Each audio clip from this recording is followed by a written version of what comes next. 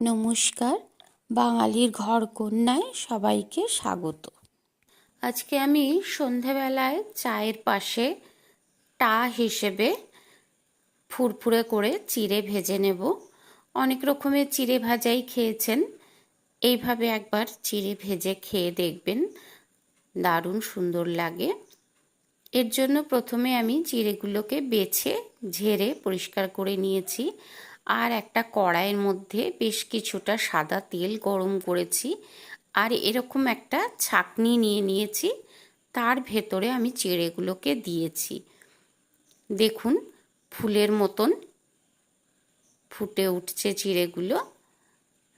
এইবার আমি তেল থেকে তুলে ভালো করে তেলটা ঝরিয়ে নেব। আর এই ছাঁকনির মধ্যে দেওয়ার জন্য তেলটা কিন্তু খুব ভালো করে ঝরে যাবে। এবার আমি পরের ব্যাচের চিড়েটাকেও এইভাবে দিয়ে দিলাম।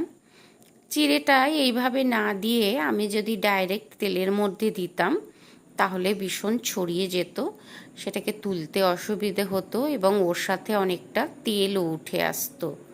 সেজন্যই এইভাবে আমি যতটা আমার প্রয়োজন আমি সবটা চিড়ে ভেজে নেব।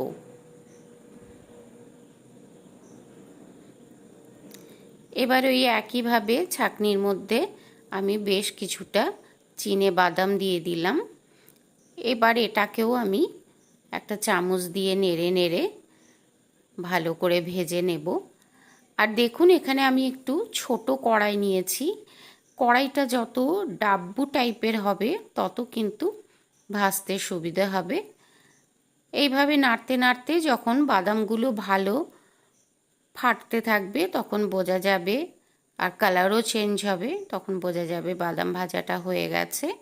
এবার এটাকেও আমি সরিয়ে নেব।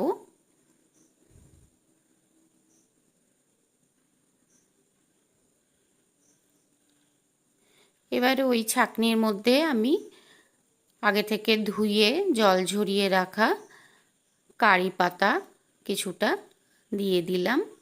এটাকেও আমি বেশ মুচমুচে করে ভেজে নেব।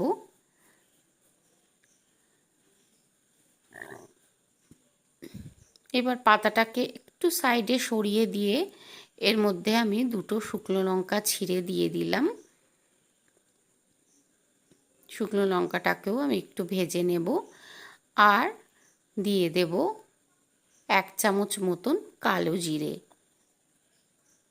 এটাও যখন বেশ ফুটে উঠবে তখন এগুলোকেও তুলে আমি সরিয়ে নেব। এবার একটা বড় বাটিতে আমি